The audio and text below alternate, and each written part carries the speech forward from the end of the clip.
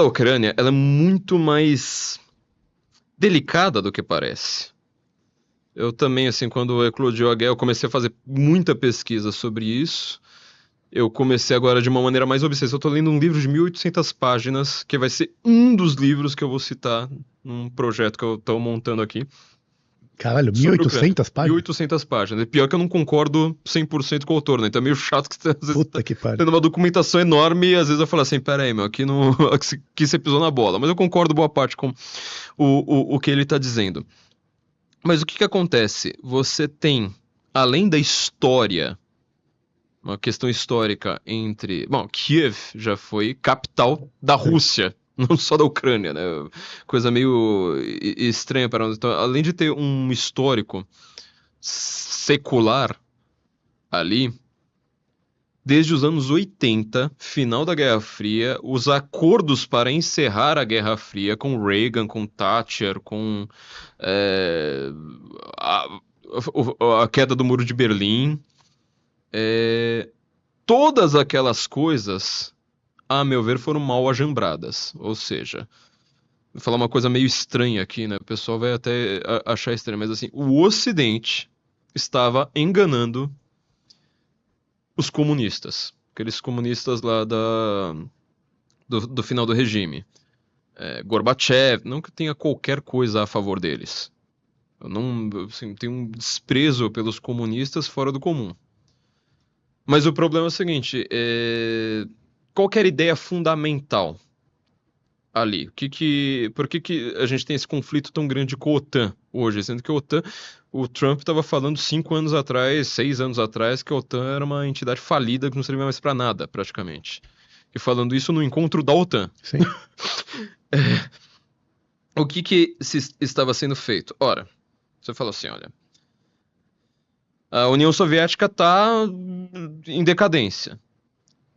O principal foco do comunismo, parte mais ocidental do comunismo, era a Alemanha. E a Alemanha todo mundo brinca até hoje, né? Que foi o único comunismo que, com muitas aspas, deu certo. Porque o alemão é um povo tão obediente, tão rígido com as normas, aquela coisa assim, você tem uma rua deserta, 3 horas da manhã, e tá lá o sinalzinho de pedestre, né? Não ultrapasse. O alemão ele fica lá parado por 3 minutos até a hora que aparece o sinal verde. O japonês também, porque eu fui pra lá e foi assim. Então, assim, apesar da norma ser um lixo, ele segue a norma. Então funcionava. Coisa meio bizarra, né? E sem contar um outro detalhe. A Alemanha, mesmo sendo a Alemanha Oriental, comunista, etc., a Alemanha é o país mais rico dos comunistas de todos.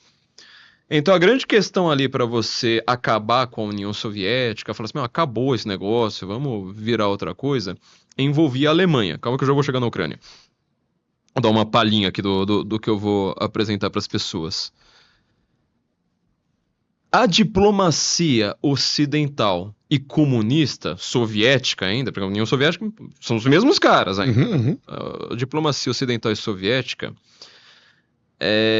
começou a fazer uma série de negociações e foram feitas muitas promessas, todo o desenho diplomático para acabar com a Guerra Fria. Todo mundo acha que foi assim, não, o Gorbachev ia falar assim, comunismo não dá certo, né, beleza, acabou. Não, não foi isso.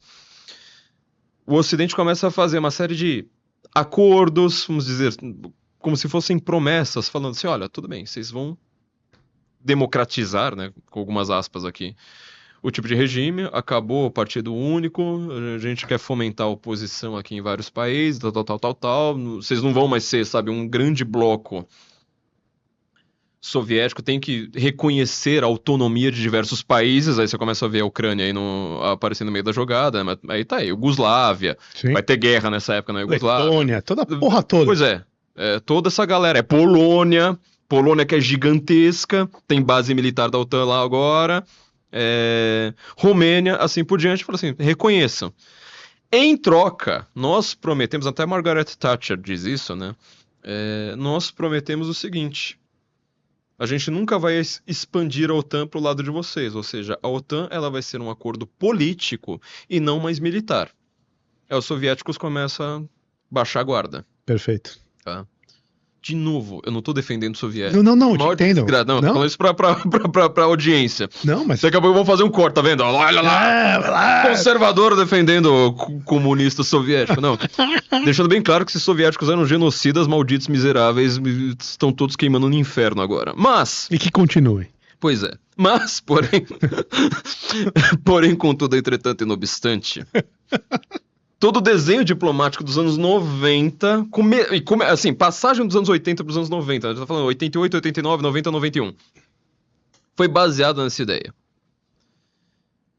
E aí logo o que a OTAN começa a fazer? Primeiro lugar que ela não se desmilitariza, né? A OTAN não é um acordo político, ela ainda é um acordo militar. Apesar de só os Estados Unidos botar dinheiro, mas ainda é um acordo militar. Mais de 50% do dinheiro vem dos Estados Unidos. Quer dizer, a OTAN na prática... E isso tá virando uma piada nos Estados Unidos, que tá todo mundo dizendo, né? O que é a OTAN? A OTAN é nós colocando dinheiro na Europa pra Europa se defender. Quer dizer, a Europa tá lá, tranquila.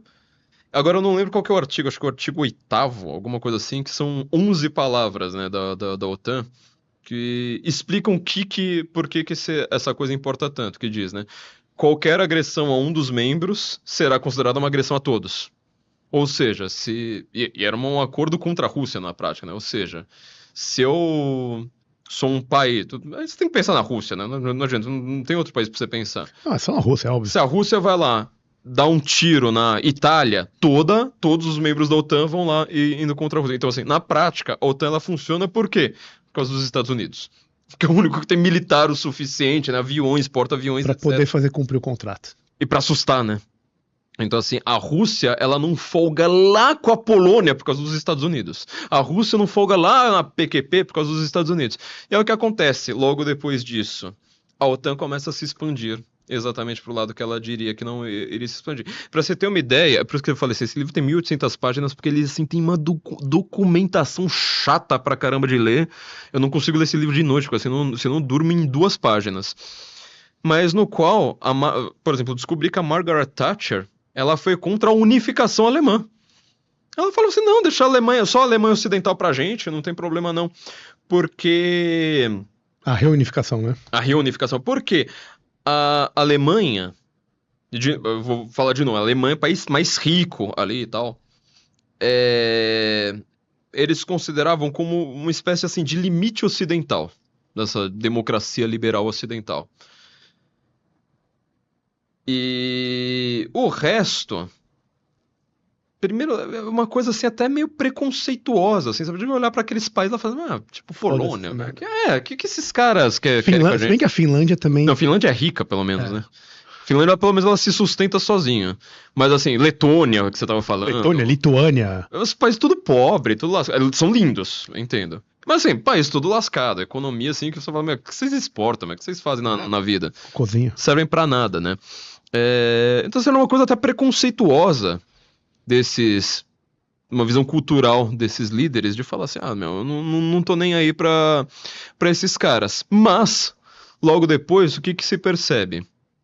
Que a Rússia tá enfraquecida nesse tempo. Nos anos 90, o que a Rússia era? Porra nenhuma. Nada. Sim. Boris Yeltsin... Desmoralizada, inclusive. Pois é. Antes da ascensão do Putin, por que o Putin é considerado um grande líder para os russos? Porque ele foi falou assim, não, vamos retomar um pouco, vamos subir esse negócio de volta, chefão da KGB. Aí, enquanto isso, o que a OTAN começa a fazer? Fala assim, Romênia, quer saber? Você não quer? Vem pra cá. Polônia, Hungria, sabe? Começa a expandir. Uma das questões fundamentais que explicam a guerra da Ucrânia, antes de nós entrarmos na Ucrânia, é que a Romênia não é nada economicamente, significa nada culturalmente, assim, um país totalmente lascado. Só que geograficamente... Muito bem localizado. Uau!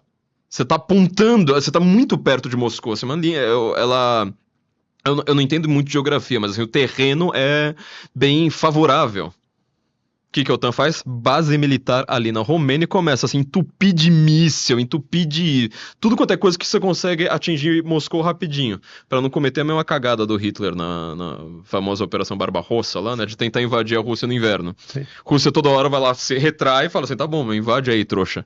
Não, agora você vai lá... Não, coloca um porta-aviões ali.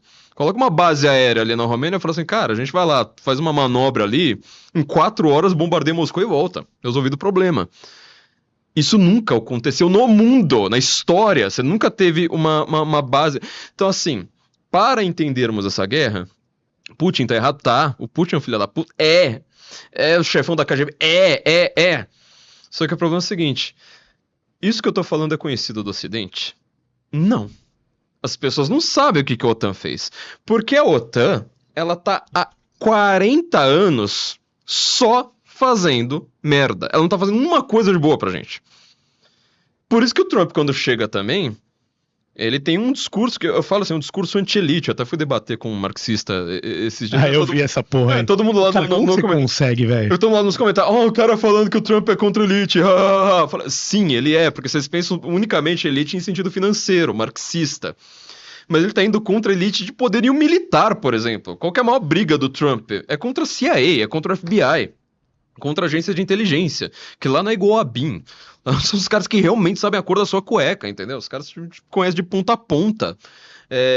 O FBI é que ajuda o Facebook a ter esse algoritmo. Você acha que ele teria sozinho? Não, ele tem a ajuda do governo americano. A Microsoft, meu pai do Bill Gates trabalhava, agora eu não lembro, NASA, alguma dessas coisas aí.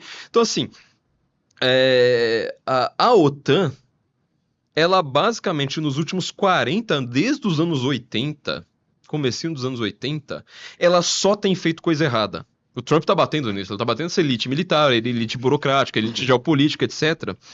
Porque ela tá numa crença danada, que era a crença da Hillary Clinton, que é a crença do até esqueci o nome do ex-presidente, do Biden.